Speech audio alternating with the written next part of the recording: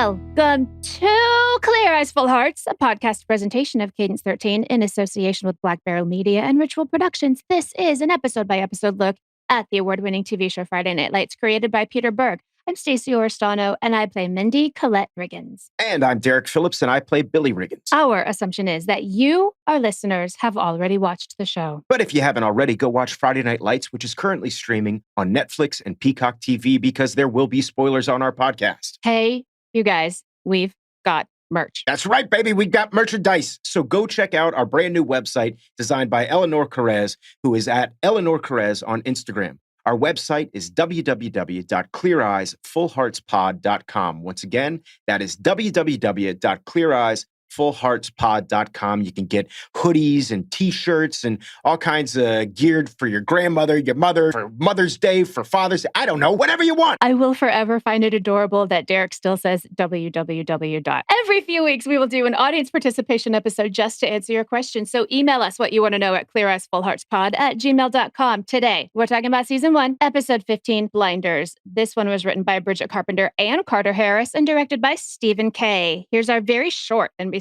synopsis. The Panthers savor their crucial playoff win until a coach makes a racial statement that sorely tests the team's bond. And we have an awesome guest with us today, Kevin Rankin, who plays the insightful and hilarious Herc. So let's get to the highlights of this episode, and then we're going to bust on over and talk to Kevin Rankin.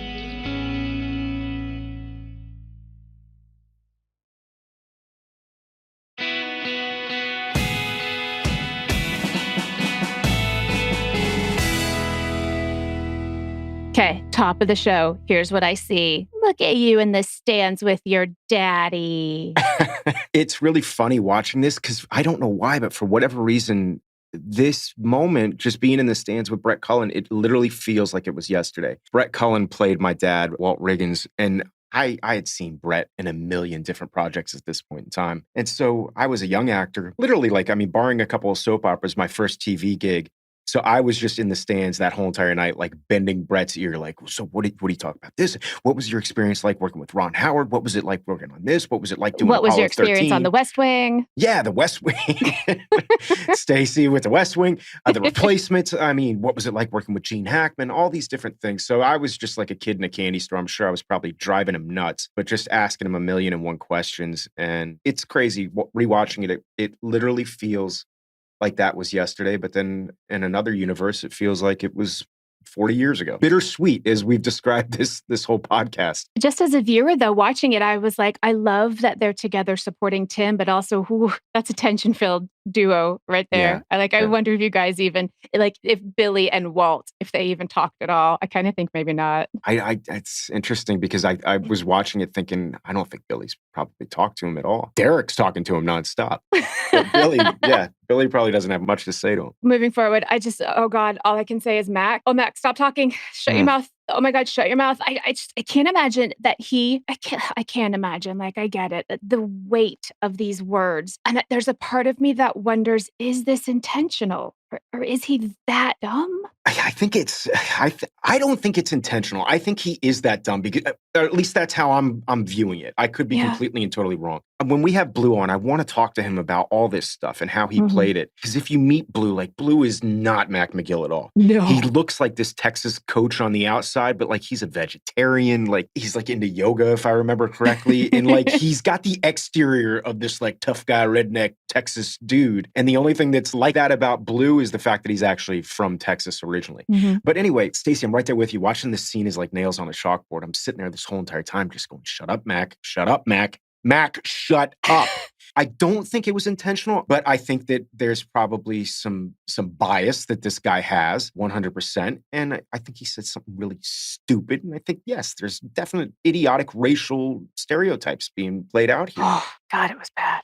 I just think Mac probably isn't the sharpest tool in the shed, and I think he has some definite bias. And I think that reporter did a very good job of stirring that all to the surface. Oh, that's true. He was doing a good, a little investigative journalism right there. Yeah. The female reporter as well, yeah. Both of them. It is very strange to me to have press in a locker room at a high school game. I don't know maybe it happens if you're going to state. I've never seen that happen. I would think if you're going to state, yeah. Everything about Dylan is fascinating to me. Well, I'll say this real quick just to jump in. I think I mentioned on this podcast before that I went to high school with Alex Rodriguez. We had Sports Illustrated on campus. What? I mean, this guy was in high school, but he was like he was going to be the number one pick in the draft that year. And so we had Sports Illustrated on campus. We had scouts out at the field at lunchtime. Yeah, scouts, we had professional baseball players that would come and take batting practice like at our field because we had this really like amazing baseball field. That's bonkers. Yes. I mean, these things do happen if you're an elite team in a major market, not major market, but a major state like Texas or Florida. And yeah. So I don't think it's that crazy. Yeah. Maybe not in the locker room after a game, but you're definitely doing interviews on a regular basis. I mean, Alex was already very good at doing interviews by the time he was 17 years old. I was with him the day that he got drafted, FYI, and like in his bedroom while he was talking to the Miami Herald, and he's like sitting there, leaned back. I mean, the guy had just he was the number one pick in the draft. He went from being a poor kid to a millionaire like overnight and already had that like camera ready kind of ability. I can't even fathom that as a high schooler. Okay, moving on. I am going to say one more. I think this is the third time ever in my life saying you were right. And I think Tyra might be a bit of a bad influence on Julie. They cut class. I feel like Julie would never cut class, but she did. And let's go back to the most important part of this sentence. You just said you think I was right. You're right. Yes. That's like 3. I think that's 3 times on this show. 3. I'll cut him into a little loop for you and you can play it on just a cycle forever. I do have to say powder puff as a punishment, which is a lot of plosives right there. I apologize to your eardrums. Seems ridiculous until I look at it and I'm like, oh no, for those 2, that's a huge punishment because they do not want to do this. I will say that my favorite part about the whole powder puff thing is that they're finally, like, I just see the writers finally leaning into a little bit of that personality that Taylor Kitsch has, because we're really getting to see who I know as Taylor Kitsch shine through in Tim. Every scene in this, I'm laughing because that's Taylor. When we would play pickup football, we'd play like flag football on the football field.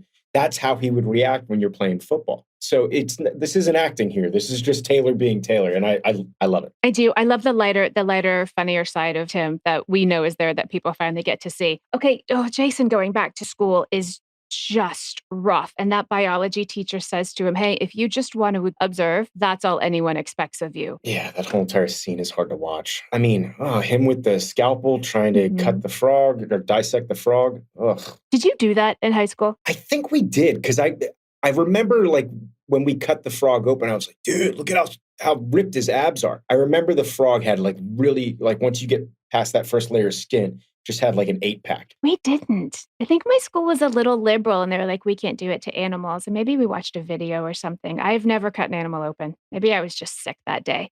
Perkin Street are family now, chosen family, whatever, but those 2 are brothers. And this is just like a little brother's driving list. And I am so like every episode, I fall more in love with that relationship. I hear you. I love watching any stuff that Herc's in. And the good thing is we're going to have him on later in the show. So that's going to be exciting. We have that little father-daughter QB practice. Man, Coach Taylor, he lit up and he trotted and galloped around the house as soon as he found out that Maddie put Julie in the QB spot. That was the proudest I've ever seen Coach. I love it. Yeah, he just brightened up. You're right. There was a little pep in his step. He kind of hopped. There's a little skipping happened. It was very strange. Oh, it's beautiful. The powder puff game. And I have to tell you, everything about this game is making me so happy. You have Maddie on one side and Tim on the other. They couldn't be more opposite in their coaching styles. Landria's ref. Landry and Coach's face. It's brilliant. Genius. Yeah. I love all of it, except for seeing Buddy and my mom in the stands, which I could do without. Come on now. I could do without. The game, though, is great. No, it's great. And I mean, the writers just I can just see them in the writer's room, like pitching these ideas for this Powder Puff game. And probably giggling the whole time. Yeah, because as we've talked about, I think that their favorite thing to do is how do we get these opposites and scenes together? How do we get Landry to give Coach an earful? You know what I mean? In what world would that possibly happen? Aha, Powder Puff. Our Powder Puff. Do you remember a couple of episodes ago when the guys were the cheerleaders at the pep rally? Yes. That was what happened at our Powder Puff. So while the girls were playing football, the guys were actually on the sidelines as the cheerleaders too. We did the same. Yeah. I wonder if that still happens. I think we talked about that before, but I know that when I was a kid, we definitely did that. Yep. My best friend Lacey got a jersey tear on her middle finger during the game, and she still can't move her finger to this day. She had surgery after it. Football's a rough game, guys, even when it's Powder Puff. And it took Powder Puff for you to figure that out. Yeah, exactly. Again, Mama Smash is the voice of reason and the voice of good. It just never fails. Yeah, we're talking about the scene where they go into the bank and they're trying to get a loan for the house. And for various reasons, and primarily race, they're denied a loan. And Smash starts to lose it. And Mama Smash brings him back down, calms him down in this situation. We move shortly after that into the scene where Mac and Smash are in the film room. This scene just makes me cringe, but it is so well written. Smash has come in to talk with Mac about the racist comments that Mac made. And while I'm watching it, I just want to grab Mac and I want to scream, "What the hell are you doing?" We always talk as actors about not judging your character and finding a reason to justify their actions. And I think Blue Deckard does a lovely job of that in this scene, because if you know Blue, as I've said before, Blue is not this guy. Yeah. Blue is like a yoga guy and a vegan. And as an actor, I don't have to agree with the things that my character does, but I have to understand why he does them. And so at the end of this scene, Mac's ego just winds up putting gasoline on this already raging fire regarding the racial tensions in Dylan. And what happens next is a direct result of that. We move on to the next scene where Smash has now organized a rebellion, I guess, for lack of a better term, against Mac and against Mac's comments. The tension is rising in Dillon, Texas, and it's There's this scene with Smash at home and then Smash going to church, and they're playing this amazing song, "Lord, Give Me a Sign," underneath it. The music in this episode is just phenomenal across the board. I didn't understand when Waverly hands him the key at the church. I don't know what that was. Do you remember what I'm talking about? I do, but because I remember watching it, but I don't remember specifically what that is representing. I couldn't tell if it was like a key to her house for later or something. Well, I mean, her dad does run the church, so maybe it's the keys to the church. Confusing. We can go right over that, guys. I don't know what that was. Yeah, I think maybe like she gave him the keys to the church to hold this meeting. Okay, we'll go with that. I like that. Possibly. I'm I don't down know. with that. Anytime you're watching a film or a television show and they focus specifically on a moment, they focus on the moment of the keys being handed over like it was something. It seemed very important. But I don't know. Maybe we missed something, or maybe I'm just not intelligent enough to pick it up. I read into it that they were going to go have secret alone time. In that moment? Yes, which I get is weird. What are you talking about? I don't know. Look, I'm not the smartest. So the end of this episode, I mean, these kids, they're on their way to be state champs. But if things keep up like they are right now, it's completely cracked. There's too much tension. We have to find a way to get them back together. This episode just left really tension-filled and heavy. And I don't know what happens next. There's going to be a little bit of a twist, Stacey. Ooh. Maybe. Yeah, the next episode is going to be very interesting, because I think what this episode does is it kind of sets up a lot of things, and then the next episode kind of knocks some of those things down. So it'll be interesting. I'm excited for you to watch the next episode then. Okay, I personally have had enough of you and I talking, because you guys, we got Kevin Rankin with us, and let alone that Herc is adorable and amazing. Kevin's even more so, and we just need to get to that now because he's way more important. I'm ready for it. Let's do some Kevin Rankin.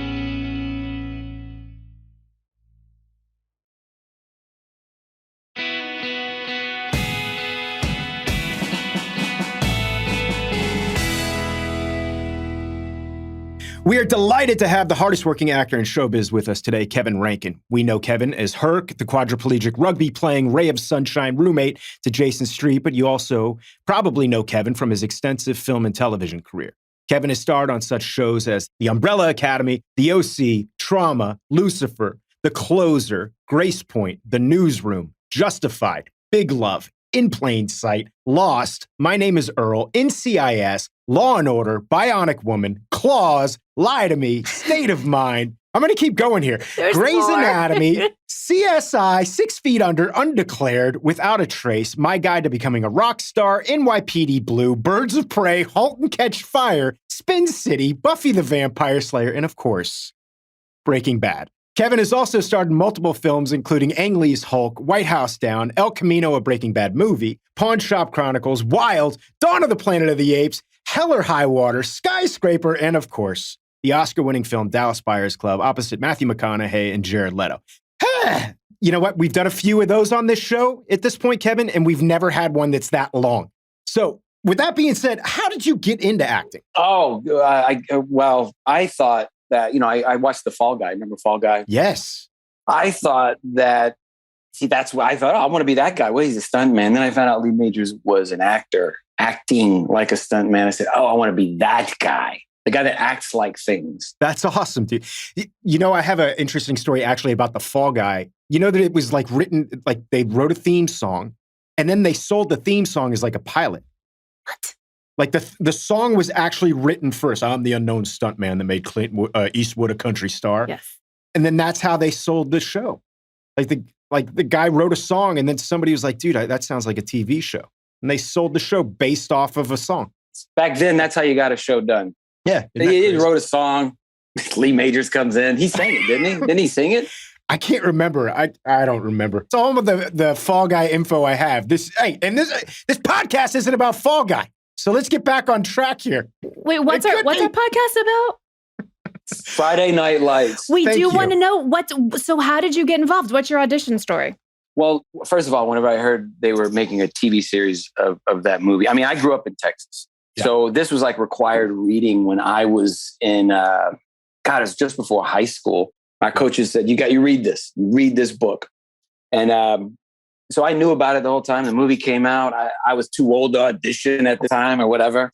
So I didn't get an audition for the movie. Then the TV series was happening. And like any actor, you think, oh, what is this? They're going to make a show. I'm not going to, like you get a little snobby about stuff when you're young. You're stupid. But then this role came in, Herc, and I'd seen Murderball, loved the documentary. I thought to myself, well, I'm just going to shave my head, go in with a whole thing, whole character. Walked in and it was, I was the only able-bodied guy there when I went in for my audition. I don't know if you could do it nowadays. I think I'll be retroactively canceled for playing her. Leaving, it was interesting because in leaving, I was like, well, I'm not going to get that job. You know, this seemed it was shooting for authenticity, right? Something real. I could tell. And so I was leaving, but Jeff, that wasn't Jeff. It was Linda Lowy, right? And John. Yes. Yeah. They came out and stopped me as I was leaving in front of all the other guys. It was like, Kevin, come back. And it was like, I was the only able, but I felt like if I don't get it, great. If I do get it, great. Yeah. But I think I honestly approach every job that way. I love to work, but I love to not work. Yeah. So it's like, I never take losing a job as losing. I don't think I'm competing against anyone. That's the truth. I don't think you can have a good attitude and a healthy attitude with thinking you're out there competing. I like to find out who got the job, find out what they had in mind, because I love actors. This is amazing, and you have such a healthy mindset. And I want to tell you how opposite Derek is, because Derek has some stories about Derek, say about when you go into the room and you see Kevin on a call sheet. Oh, well, that's true. It's always love.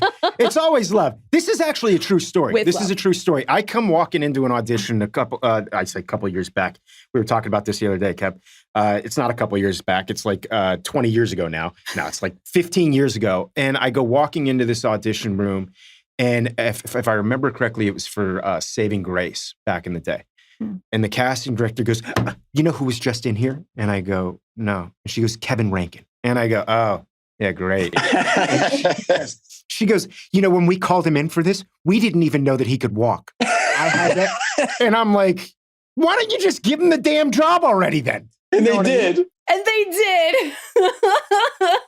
So, that happened a lot of times to me. And so when you say go back and find out who the actor was who got the job, I can name about 5 shows that I went in for that the guy who got the job was you. So, and that's not a joke. I'm not even kidding. Claus, Broadchurch. You would have been great on Claus, by the way. Yeah, but you had the job, so I couldn't have done it. But there is no hatred there. Trust me. I love the fact that you're working no, I'm not the guy letting the air out of your tires on the way to an audition. That's not me. No, not you.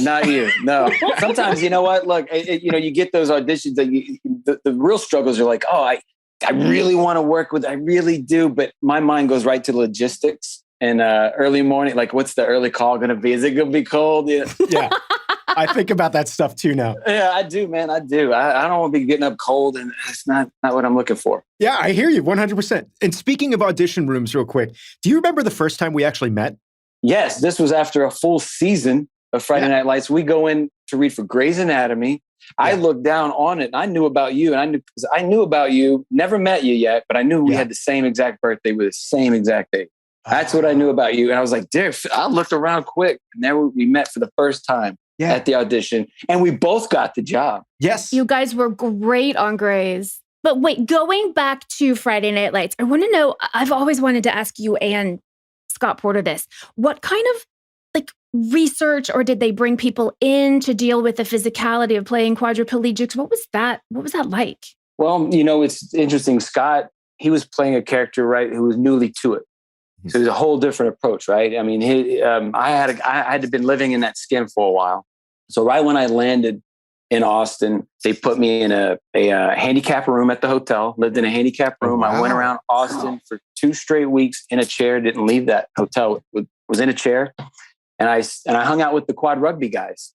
Yeah. They took me out. We went to the bars, man. I went to the UT opener. In the chair. I tailgated all morning with everybody in the chair. I didn't know this, Kev. I told them I was Brad Pitt's stuntman. And I took a T-bone, took a bad wreck, did the whole day. I think, I'm not kidding, I was in that chair for probably 10 hours that day. Went to the bathroom, I think, with one of them. They showed me how they calf, how they go to the rest.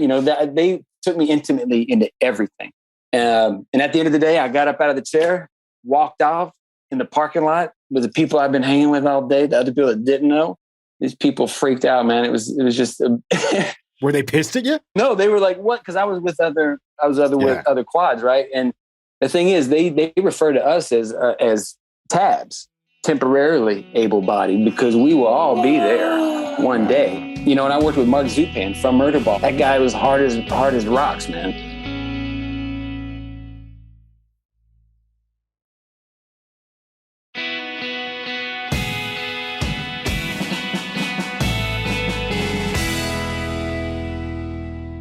Well, number one, you answered my question before I even asked it. I was going to ask you, had you seen Murderball before we started shooting? And I know, and for those who don't know, Murderball is a documentary about quad rugby players, and specifically follows this tough as nails guy that Kev was just talking about, a guy named Mark Zupan, who Herc is pretty loosely based on. So what was that like, you're working with Mark?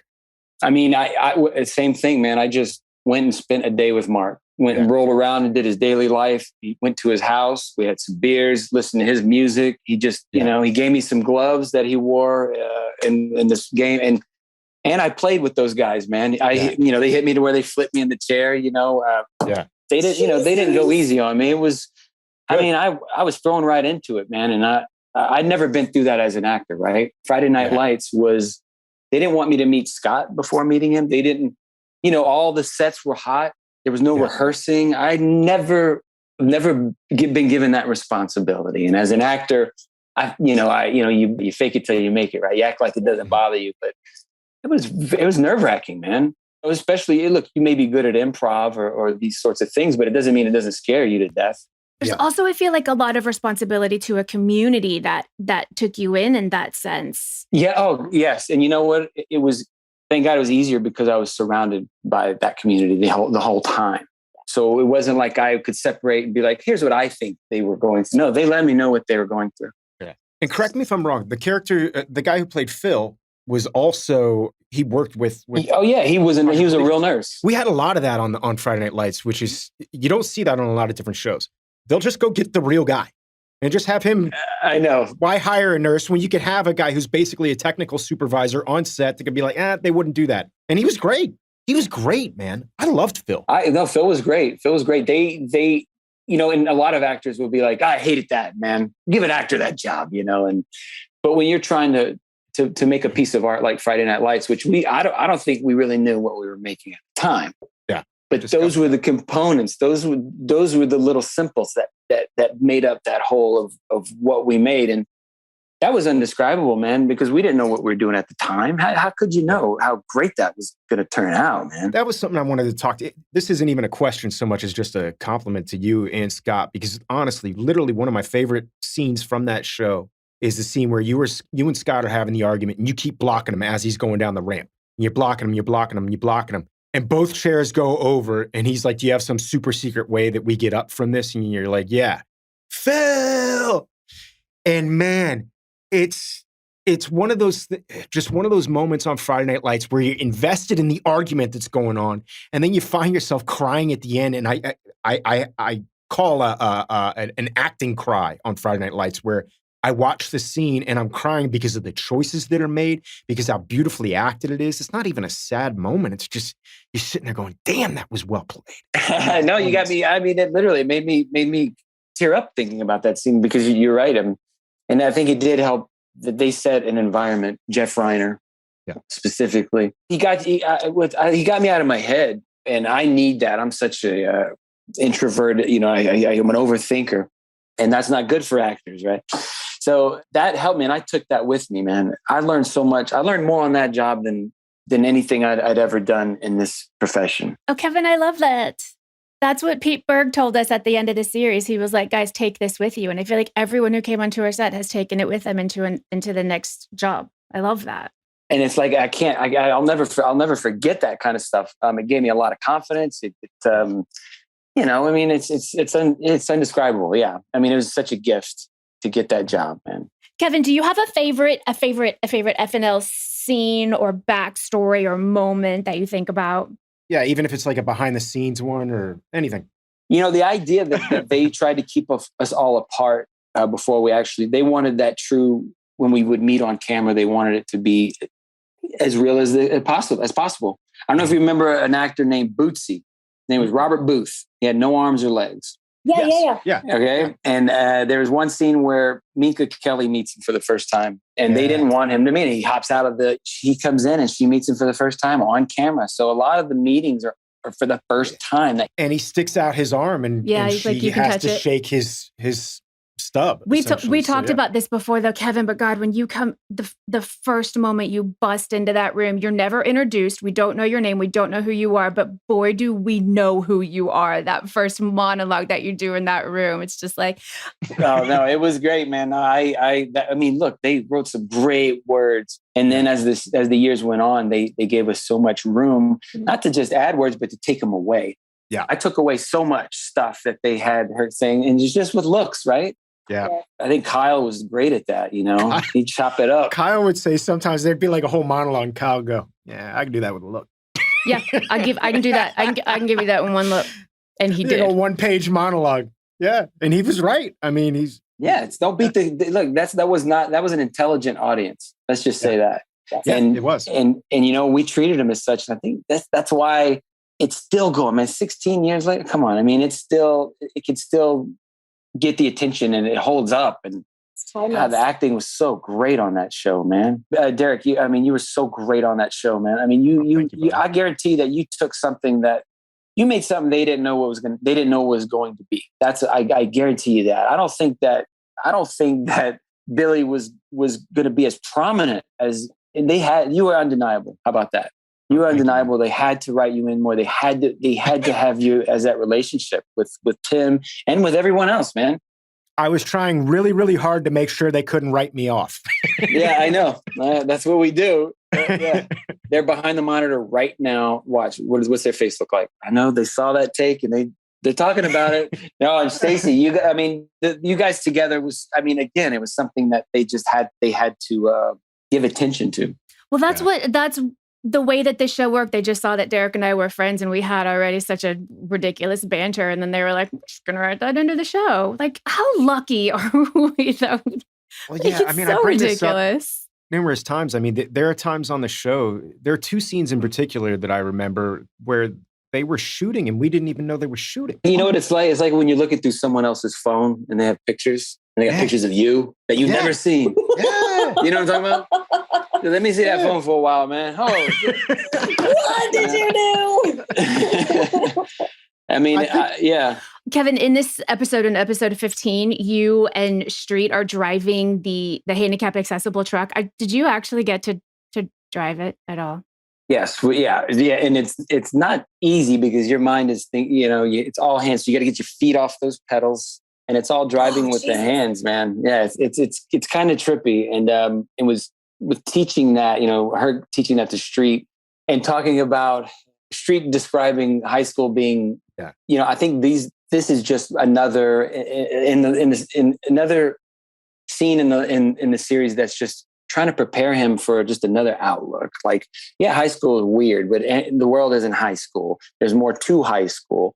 And so he's constantly trying to frame it for him with new eyes. He's still seeing it with his old eyes, right? And I think when he said, I came out, and Herc said, when I came out of the hospital, I felt 100 years old.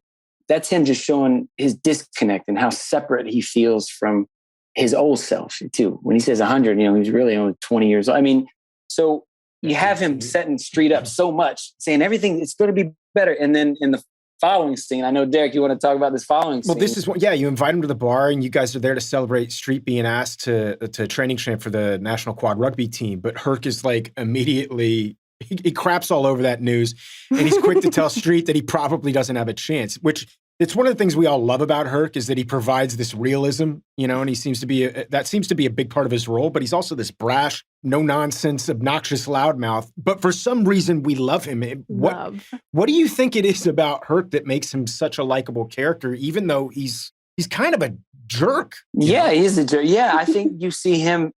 Look, I was having fun playing him, and I think that has a little bit to do with it. Yeah. I think you see him, he has a good time, and it's hard to not like him because he may be brash, but what he was doing, I think people could see what he was doing, like when he's a realist and he's saying these things like, here, you get invited to the quad rugby trials, but you're probably not going to make it. That's motivation. He knows an athlete like Street needs to hear stuff like that also. Yeah. I think here's your opportunity, but good luck with it, kid. He's trying to light a fire that went out. Yeah. Or that's just smoldering right in Street. And he saw that. And I think that maybe someone helped Herc keep his flame alive. I'd like to think that he's just paying it forward. I love paying it that. forward. Yeah.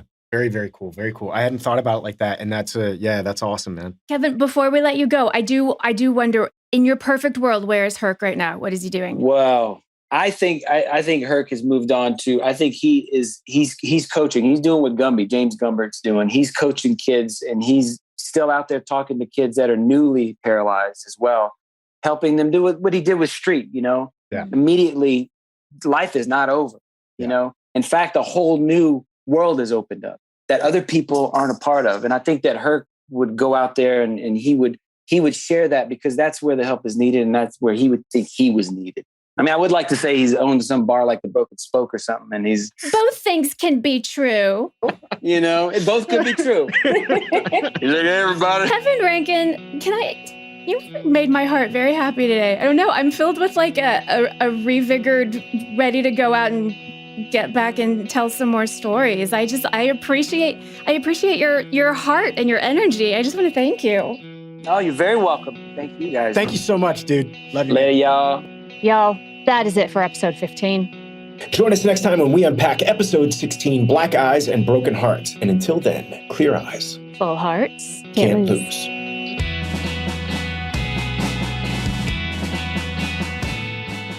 Clear Eyes, Full Hearts is a podcast presentation of Cadence 13 in association with Black Barrel Media and Ritual Productions. Executive producers are Stacey Oristano and Derek Phillips, Chris and Mandy Wimmer for Black Barrel Media, and Steve Walters for Ritual Productions. Our producer is Miranda Parham. Send your questions to cleareyesfullheartspod@gmail.com. Find us on social media. I'm Stacey Oristano on Twitter and Instagram. And I'm at Derek Phillips on Twitter and _Derek Phillips on Instagram. And check out our websites, cleareyesfullheartspod.com, cadence13.com, and blackbarrelmedia.com. Thank you guys for listening, and we'll see you next week.